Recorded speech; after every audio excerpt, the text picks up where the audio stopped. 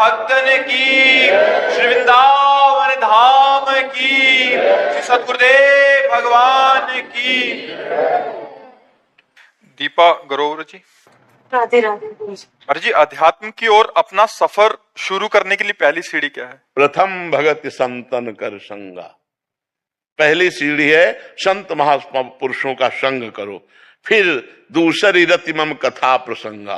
दूसरी सीढ़ी है भगवान के खूब लीला चरित्रों को सुनो।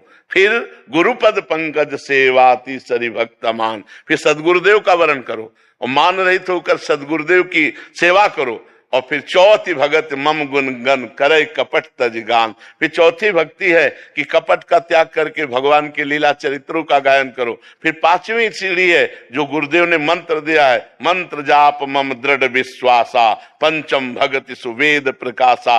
दृढ़ विश्वास करके भगवान में मंत्र का जाप करे। छठदम शील बीरत बहुकर्मा निरत निरंतर सज्जन धर्म। प्रपंच के कर्मों का त्याग करके धर्म के कर्मों को करते हुए खूब नाम जप मंत्र जप करते हुए जो सज्जन पुरुष आचरण करते हैं उन आचरणों को करे। सातो सम्मोहि में जग देखा मोते अधिक संत कर लेखा। सातवां साधन है सब में भगवान को देखना और संतों को भगवान से भी अधिक मानना। आठों जथा लाभ संतोषा सपने उन्हें देखे पर दोषा। दूसरे का दोष दर्शन देखना, दूसरे की निंदा करना, ये सब छोड़ दे और निरंतर समभाव से रहते हुए जैसे भगवान रख रहे हैं उसमें संतुष्ट रहे। नवम सरल सब संचल ही ना मम भरोसे ही हरस न दीना। नवम है सरल स्वभाव रहे, न मन को टिलाई, बहुत धैर्य गंभीर स्वभाव वाला हो, दृढ़ भगवान का भरोसा हो, भगवान की प्राप्ति हो गई। प्रथम भगत संतन, प्रथम शुरुआत होती है संत संग से। राहुल शर्मा जी इंदौर से। राधा वल्लभ श्री हरिवंश महाराज जी। गुरुदेव भगवान, मनुष्य अपने जीवन में कर्म करने के लिए विवश है तथा मनुष्य द्वारा जो भी कर्म होता है चाहे कर्म करने के लिए विवश नहीं है, कर्म फल भोगने के लिए विवश है। नवीन कर्म करने के लिए स्वतंत्र है। पूर्व का जो किया हुआ कर्म शुभ और अशुभ है, अवश्य में वो भोक्तव्यम कृतम कर्म शुभाशुभम। पाप और पुण्य के फल को भोगने के लिए विवश है, नवीन कर्म करने के लिए नहीं। नवीन कर्म वो अच्छा से अच्छा कर सकता है, बुरा से बुरा कर सकता है, उसको छूट है। अब जो कर्म करोगे उसका परिणाम आपको आगे मिलेगा। समझ पा रहे? कर्नल संजीव कुमार जी।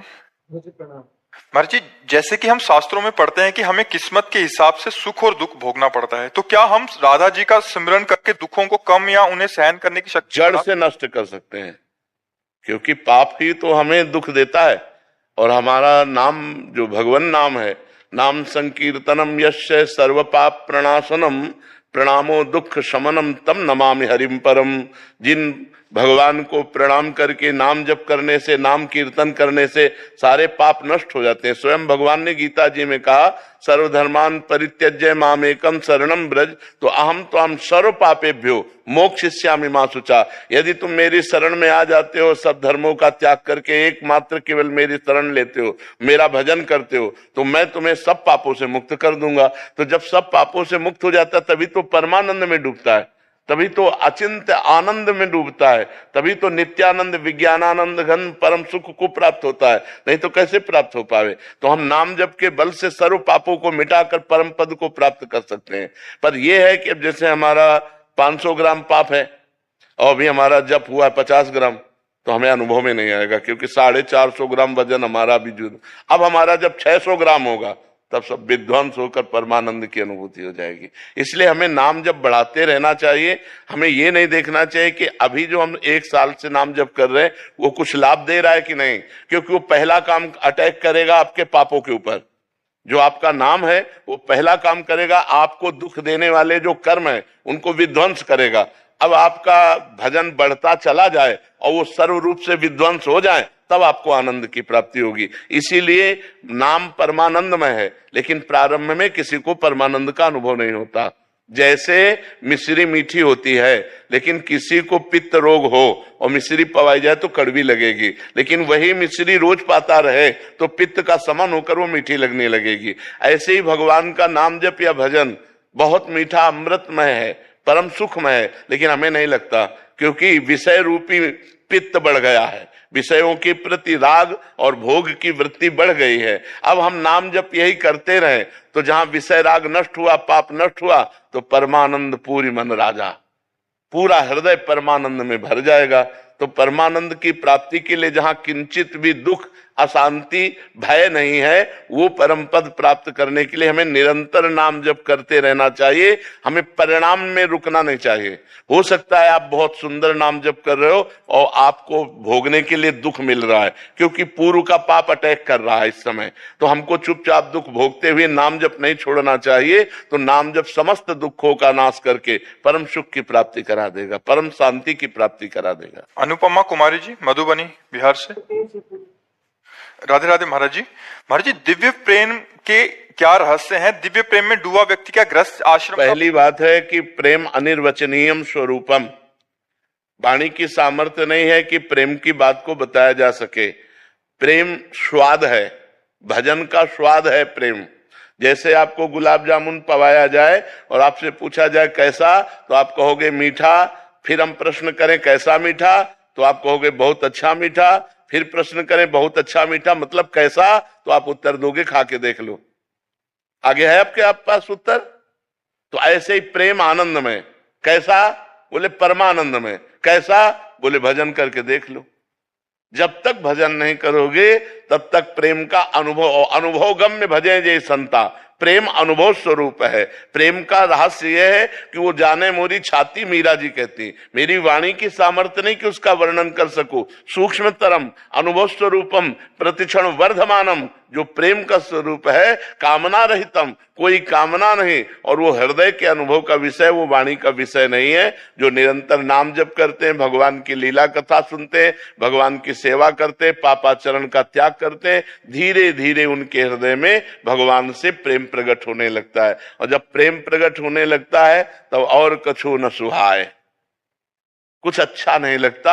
नहीं खान पान ते भावे है, नहीं कोमल वसन सुहावे है, सब विषय लगे ते खारा है, हरि आशिक का मग न्यारा है। नारायण हरि भजन में ये पांचों न सुहात, विषय भोग, निद्रा, हंसी, जगत प्रीति, बहुबात, ये अच्छा नहीं लगता। निरंतर भजन करते हुए रोने को मन होता है। मैं अपने प्यारे के लिए रो कैसे प्राप्त करूं? कोई उपाय नहीं दिखाई दे रहा। हा कृष्ण, हा राधा, आप कृपा करो, आप मिल जाओ। वो रात दिन फिर रोना शुरू हो जाता है। और बिन रोए किन पाइया प्रेम प्यारा मीत, जहां रोना शुरू हुआ प्रेम का प्रादुर्भाव हुआ और प्रेम से ही प्रकट हो जाते हैं भगवान।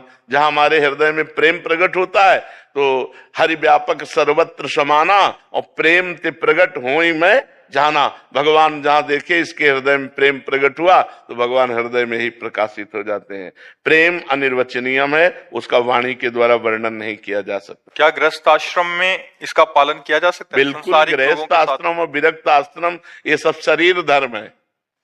विरक्त और गृहस्थ शरीर होते हैं।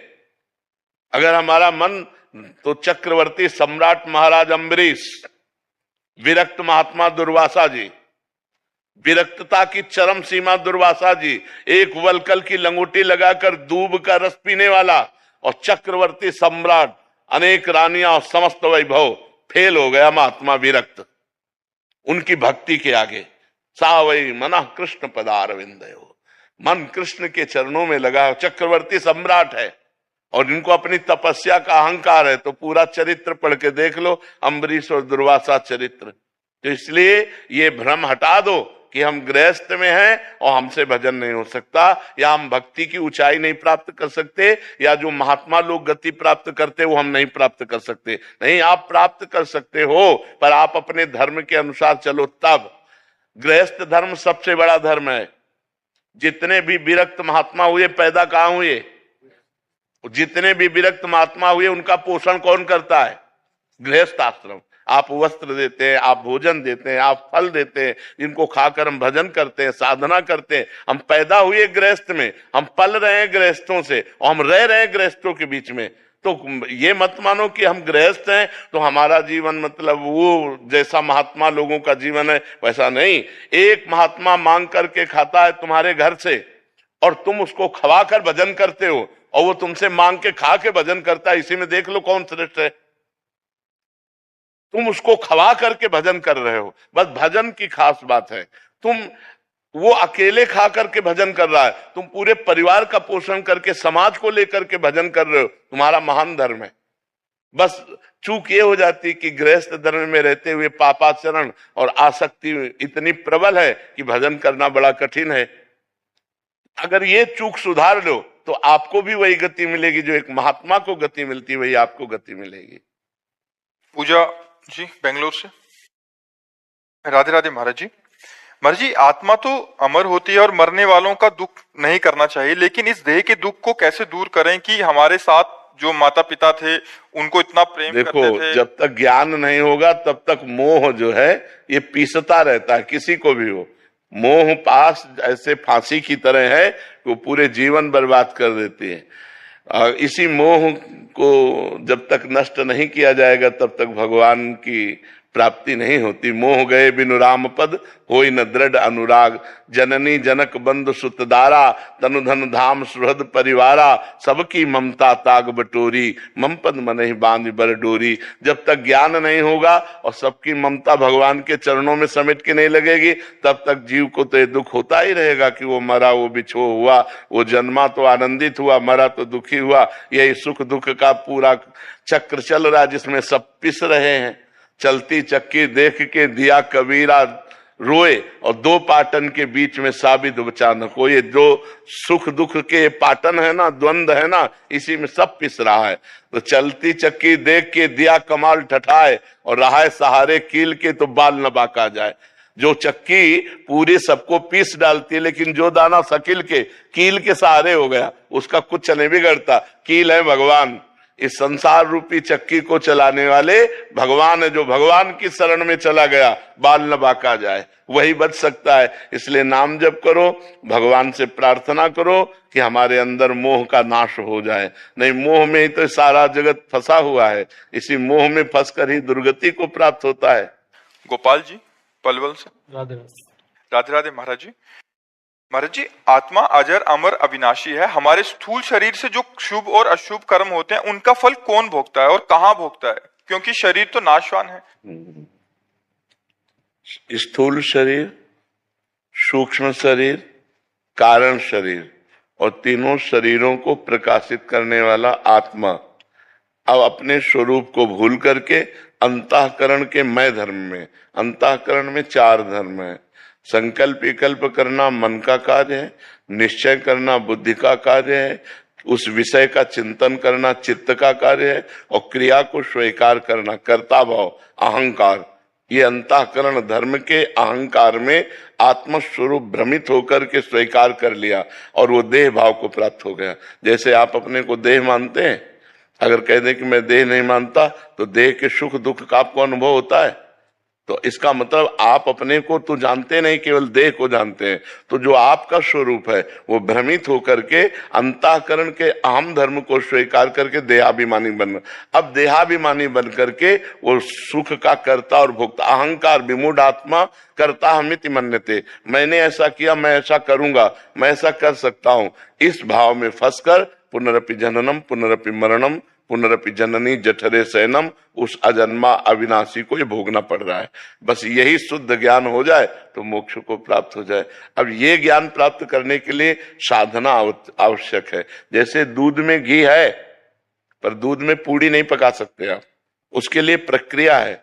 दूध को गरमाइए, फिर दही जमाइए, फिर दही मथिए, फिर मक्खन निकालिए, फिर मक्खन तपाइए, तब जाके घी निकलता है।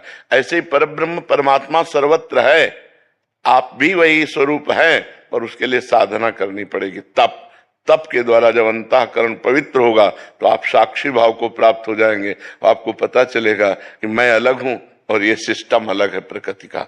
ये प्रकृति का सिस्टम है, जो आप परमात्मा स्वरूप होकर भी प्रकृति में आसक्त हो गए तो आपकी दुर्गति हो गई। अब अनासक्त होने के लिए आपको साधना करनी पड़ेगी, भजन करना पड़ेगा, तपस्या करनी पड़ेगी, तब आप अपने स्वरूप को प्राप्त होंगे। समझ पा रहे आप?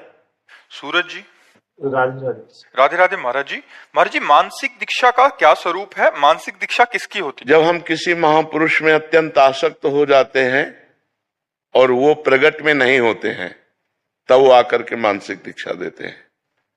जब हम जैसे भाई जी महाराज रामकृष्ण परमहंस जी बड़े दिव्य महापुरुष, हमारी आस्था हो गई और हमारी दृढ़ आस्था कि हमारे यही गुरु हैं, और हम अंदर से पूर्ण मनोयोग से उनका ध्यान करते हैं, तो हमारे मन में जागृत हो जाएंगे और मानसिक दीक्षा देकर हमारा कल्याण कर देंगे। समझ पा रहे हो? वो दिव्य महापुरुषों द्वारा होती है। अगर हम कैसी ऐसे अव्यक्त महापुरुष पर श्रद्धा करते हैं जिनका शरीर इस समय वर्तमान में है नहीं, तो फिर वो अव्यक्त रूप से आकर हमारे मन में मानसिक दीक्षा देते हैं। कैसे समझे कि मतलब दीक्षा वो तो ऐसे होगी जैसे हम आपको दे रहे हैं, ऐसे थोड़ी होगी कि कोई भ्रमात्मक हो। स्पष्ट आपको प्रतीत होगा हमारे गुरुदेव हमारे सामने आए, हमको मंत्र दिए, हमको ऐसा किया पूरा अनुभव होगा। वो किसी समझने की जरूरत थोड़ी, वो तो जैसे हम आप बात कर रहे हैं ऐसे बात होगी। पर इतनी क्षमता आ जाए कि हम अव्यक्त महापुरुष को व्यक्त कर लें अपने मन में, इसके लिए भी तो भजन और भाव चाहिए। नागाराम चौधरी जी राजस्थान से। राधे राधे। राधे राधे महाराज जी। महाराज जी, आप बोलते हैं कि नाम जप से गुरु की प्राप्ति होती है, तो क्या गुरु की प्राप्ति होने पर हमारा जो पहले नाम जप किया है वो गुरु की प्राप्ति में भजन खर्च हो जाता है? वो और प्लस हो जाता है, वो और सार्थक हो जाता है।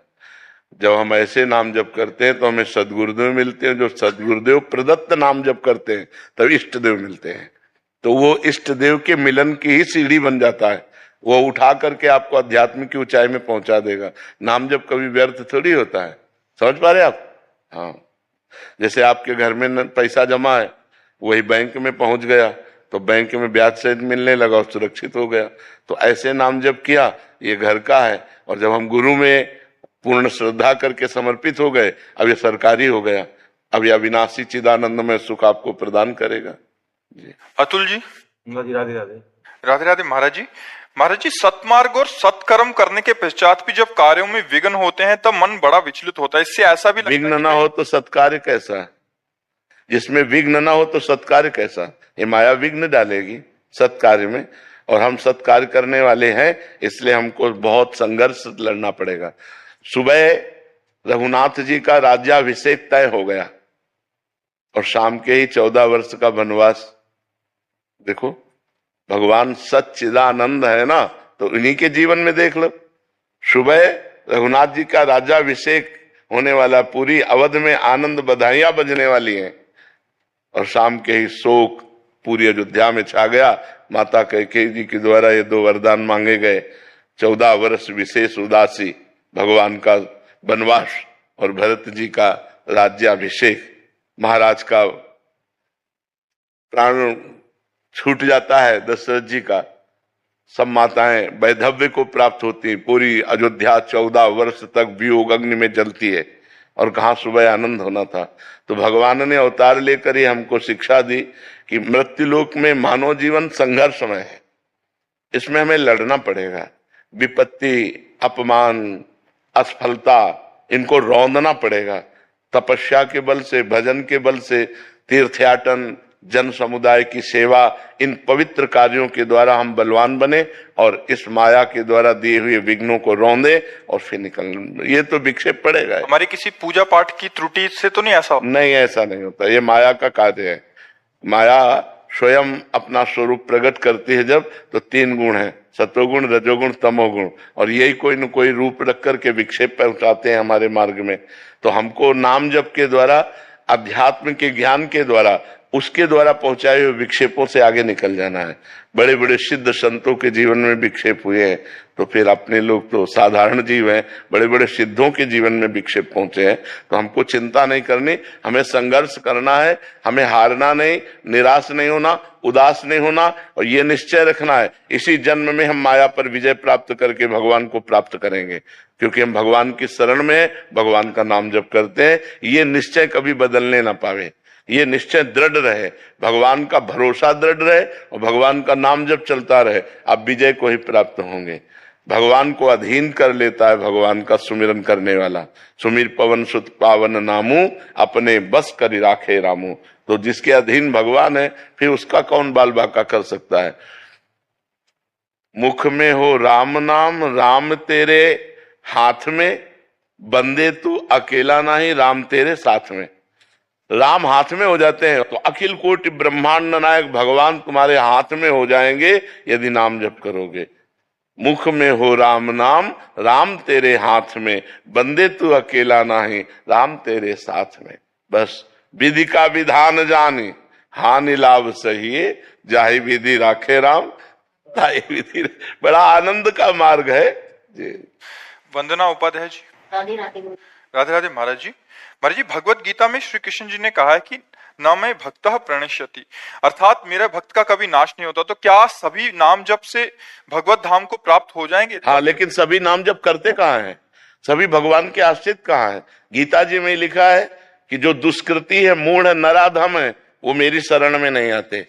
रामचरितमानस में लिखा है, पापवंत कर सहज स्वभाव, भजन मोर ते भाव न काऊ, जो पे दुष्ट हृदय सोई होई, मोरे सन्मुख आव की सोई। तो सब कहाँ नाम जप करते हैं? सब कहाँ भगवान के शरण में? अगर ऐसा हो तो विश्व मंगल स्वरूप हो जाए, अभी राम राज्य छा जाए। यदि हम भगवान के शरणागत होकर पापाचरण का त्याग करके नाम जप करें, अभी हमारा मंगल हो जाए, अभी हमारा कल्याण हो जाए।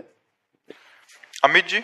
राधे राधे महाराज। राधे राधे महाराज जी। महाराज जी, कभी ऐसी परिस्थितियां उत्पन्न हो जाती हैं कि हमारे द्वारा बनाया गया दैनिक नियम था जो नाम जप का, तो पूरा नहीं हो पाता। ऐसे में नियम भंग होने के कारण हमें नाम जप का पुण्य प्राप्त हो सकेगा या नहीं? अगले दिन फिर हम प्रयास, जैसे आपका 11 माला का नियम है, आज आपने 2 माला जप किया तो अगले दिन की 11 प्लस 9।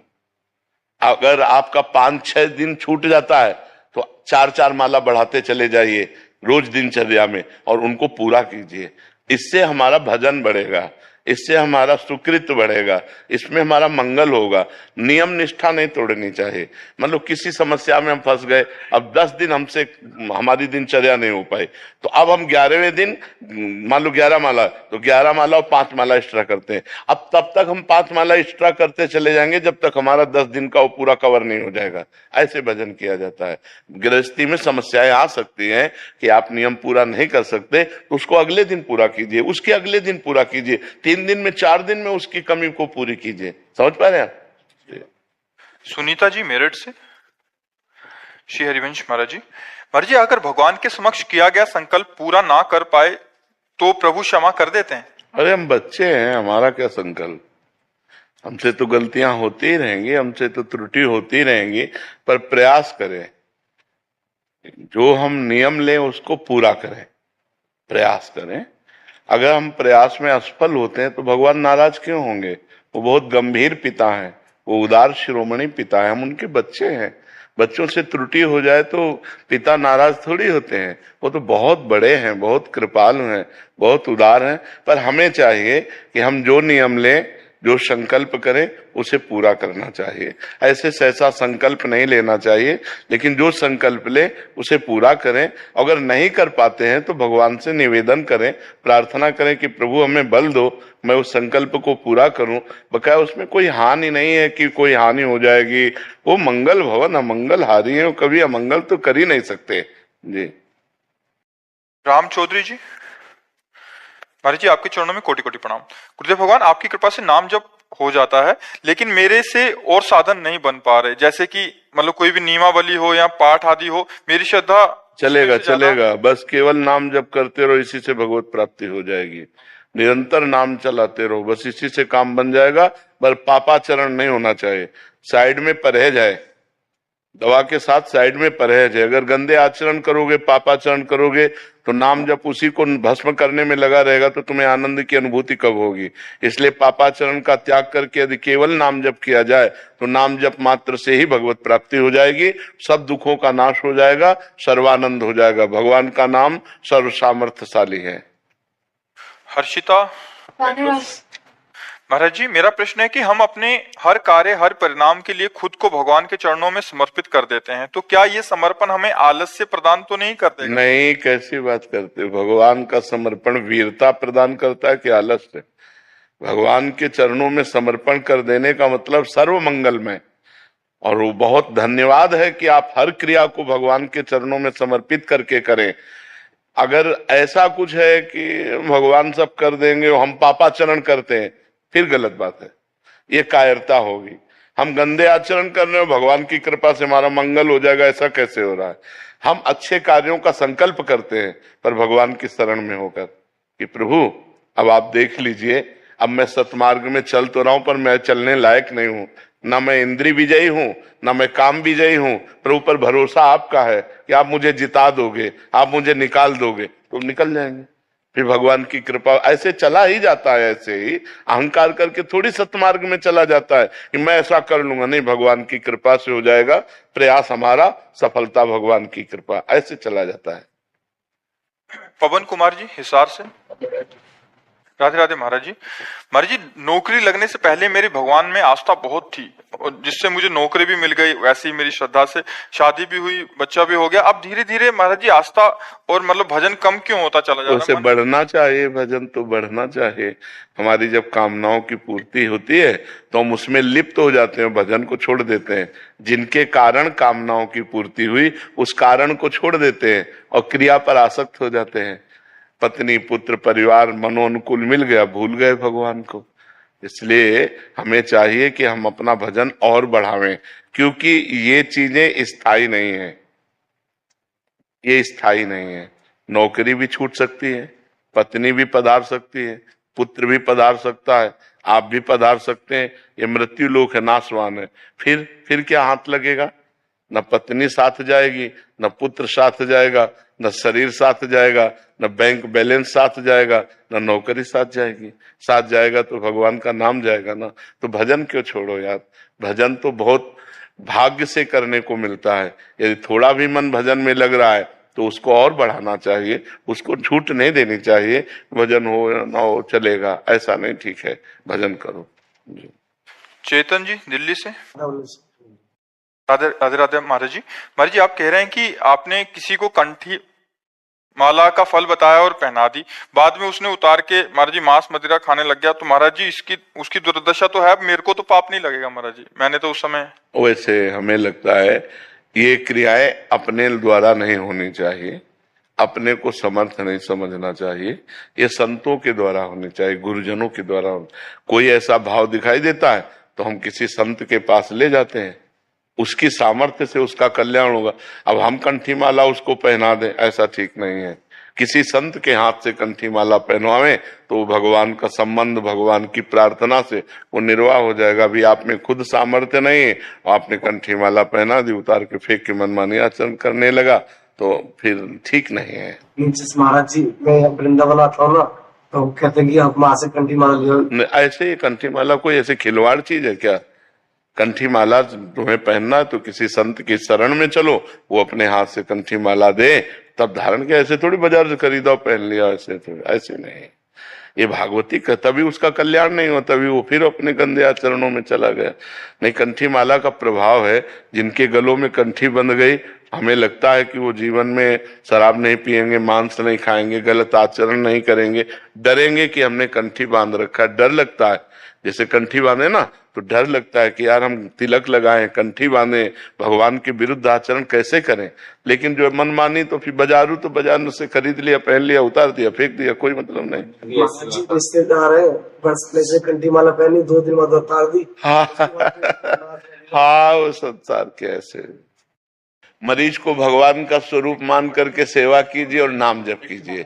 जितनी प्रवीणता है, अर्थ की प्रधानता न रख करके जन सेवा की भावना से आए हुए मरीज पर भगवत भाव कीजिए और खूब सेवा, इसी से भगवत प्राप्ति हो जाएगी। आपने बोला था कि वो जो राधा जी का 28 नाम लेना है, तो घर से निकलते पहले 28 नाम लेते हैं, और वो जो 5 भक्तों का नाम लेते हैं। बहुत सुंदर। कभी एक्सीडेंट नहीं, पक्का।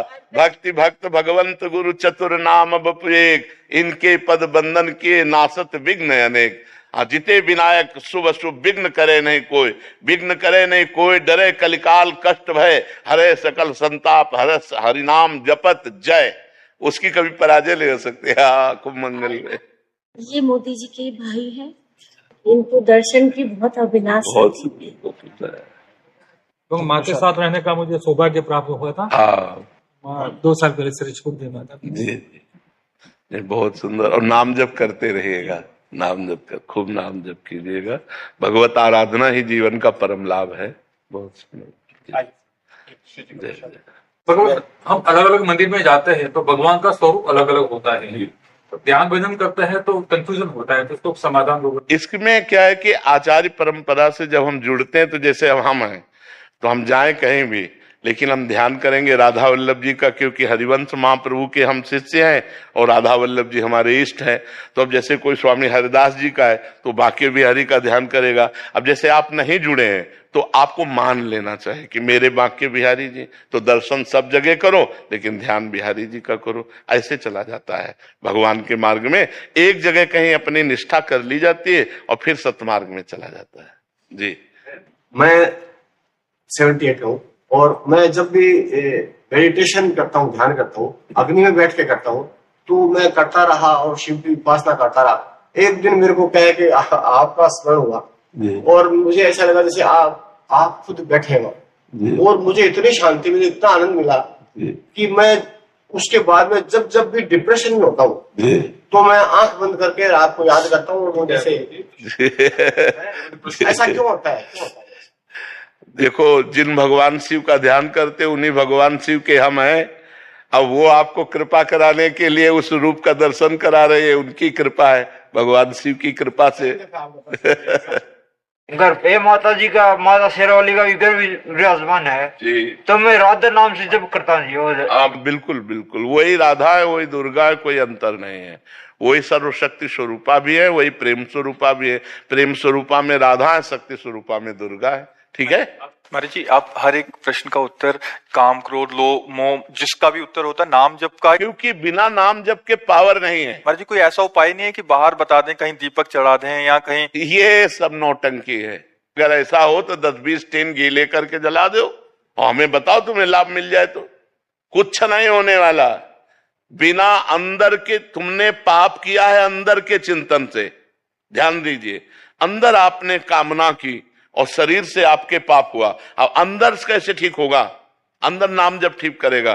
सांप बैठा है बिल के अंदर, ऊपर सैकड़ों लाठी जमा दो, उसको कोई फर्क पड़ेगा क्या? बिल के अंदर घुस के मारा जाए तब वो मरेगा। तो इस शरीर रूपी बिल के अंदर बैठा हुआ पाप है, उस पाप को मारने के लिए नाम जपना अत्यंत आवश्यक है। गंगा पाप नष्ट कर सकते, लेकिन पाप की प्रवृत्ति भजन नष्ट करेगा। पाप किया, गंगा नहाया, फिर पाप किया, तो मतलब क्या रहा गंगा नहाने से? पाप की प्रवृत्ति का नाश होगा तो नाम जप से होगा, भजन से होगा। अगर भजन नहीं करोगे तो हर प्रश्न का उत्तर नाम जप है। अगर नाम जप नहीं करोगे तो समाधान हो ही नहीं सकता। ये आप करके देख लो, जंतुर बंधवा के देख लो, हवन करवा के देख लो, कलावा बंधवा के देख लो, कुछ नहीं होने वाला। और राम राम राम, राधा राधा राधा, सब बात में। पर जी वो अच्छा लगता है कि दूसरे जैसे पंडित जी कर लें ठीक रहेगा, बट हमें कुछ ना करना पड़े। तुम करो पाप और पंडित जी करे जब, तो तुम्हारा कल्याण हो जाएगा। ऐसे हो जाएगा? नहीं, ऐसा कदापि नहीं हो सकता, कदापि नहीं हो सकता। तो मेरे जी बाहरी इससे मतलब उतना इफेक्ट नहीं पड़ेगा मेरे? बिल्कुल असर नहीं पड़ेगा। हम कह रहे हैं, देखो खास बात समझिए। स्वप्न में एक आदमी समुद्र में डूब रहा है। अब वो कह रहा बचाओ, आवाज बाहर जोर से निकली, मैं समुद्र में डूब रहा हूं, बचाओ। अब हम लोग सैकड़ों तैराक उसके सामने एकत्रित कर दें, नौकाएं एकत्रित कर दें, क्या वो बच सकता है?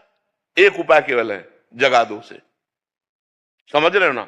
उसे जगा दो। अब एक बूंद पानी नहीं, जब वो समुद्र में डूब रहा था। ऐसे ही ये जगत माया प्रपंच है।